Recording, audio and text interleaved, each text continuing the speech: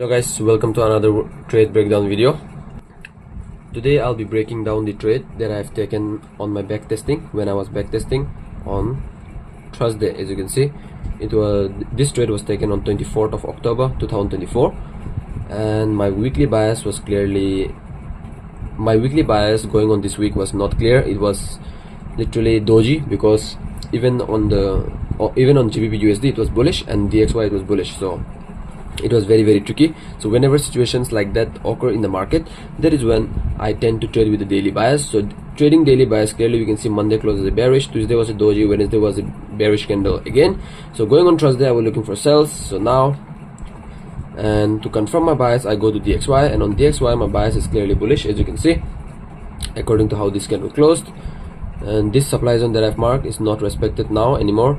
So also it is a very strong candle. As you can see, it's a Marabuzu, no down wick, it's a flat body candle, you can argue. So whenever a flat body candle like this appears, last time when it appeared it continued bullish, so we are anticipating that to happen again in the markets. So going on Thursday I'm looking for sales. That is when I go to the 4-hour time frames, the same drill again and again, the same dreary. So on the H4 we can see there is a fair value gap, there is break of structure to the downside. Even if I don't mark it, I can see it because of my experience, because my eyes are trained. Here there is a break of structure, there is a supply zone right there on here, there is a break of structure to the downside, there is a fair value gap right here. So we are anticipating a move from some sort of zone here. Just because there is no supply zone on the H4 doesn't mean that on the H1 there will not be also. Meaning, just because on the H4 time frame there is no supply zone, that doesn't mean that we will not have any supply zones on the H1 M30, because what on the H4 looks like one move, and on the H1 it can be something like that, on the M30 it can be something like this, right? So that we can use in our advantage. And yeah, that comes through experience, that through relentless backtesting, through relentless journaling. You improve in trading through journaling, bro. Anything you do in life, you improve through journaling, you improve through giving yourself feedback. Until and unless you give yourself feedback, what mistakes you are making, what you are doing wrong, what you are doing correct, what you should look up to, right? Until and unless you do that, you are not gonna improve. So yeah, that's exactly what we gotta do. After I finish my backtesting phase, meaning I collect all my data, I do my 100 backtesting trades. Now I am at my 59th, so I'm getting closer. And also my backtesting session is coming to an end. Probably this month I will finish my backtesting, and then I will go all in. I will literally go all in on front testing, and from there I will start buying prop firms and trading them. No need to hurry anything, it's a step-by-step process. Believe in yourself, believe in your hard work, believe in God, and the rest will be history. So looking for sales, I was looking for Asian range to close, because until and unless the Asian range closes, I don't do nothing. So there was a clear supply zone to trade from here on the M30. So whenever there is a clear supply zone or demand zone to trade from, and the price makes sense to go do something like that, that is when I don't look for the MAC model. I only look for MAC model whenever there is no clear supply zones, or if this was one move, if this was one move, there was no lower highs, lower lows, then I would look for MAC model, because the supply zone was very far away and it would not make sense for me to take a trade from here. So in this case it literally made sense for the MAC model, and the previous day low was also not swept, which is another confluence right there. So now going on the M15, I will show you the trade exactly. So also if I show you the sessions indicator right here, on the sessions indicator you can see now marking this indicator on the charts has made my trading more simpler, because you can clearly see it literally shows me the New York and London kill zone timing. So basically I was looking for a sell from at this area right here, which ended up as a loss. Why it ended up a loss?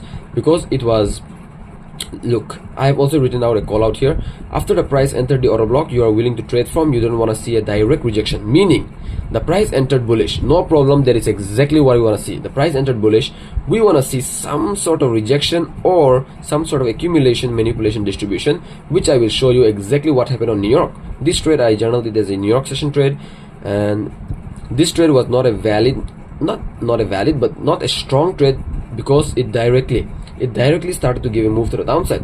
We wanted to see some sort of accumulation of orders, right? Because the price needs liquidity, we know that, and to make a move, I would anticipate some sort of accumulation, manipulation, distribution, which didn't happen.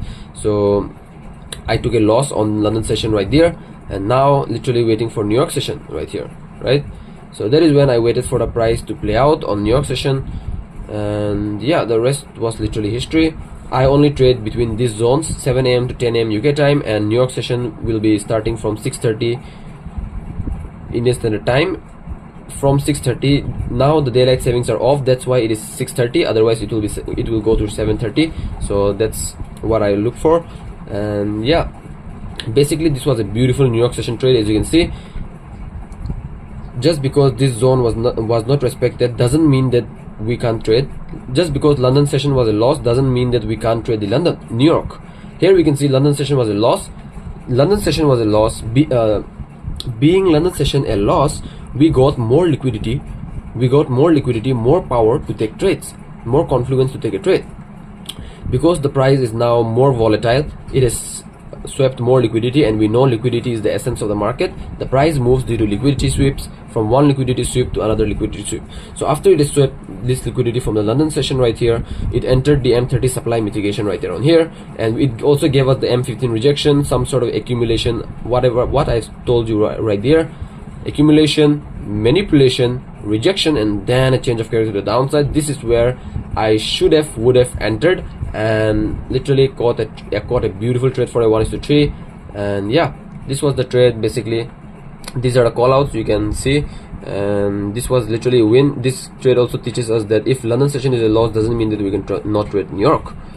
These are the two sessions we trade. So whenever I want to trade, like it's looking clean or it's giving me an opportunity, then I will take it, and if it isn't giving me an opportunity, I will not force anything. Simple as that. So this was the journal. I have also journaled this trade because at the end of the day, journaling is what's gonna improve you. And journaling alone is not enough. You need to come back and see the journals. You gotta read the journals, and you gotta see, you gotta figure out, you gotta analyze it. Okay.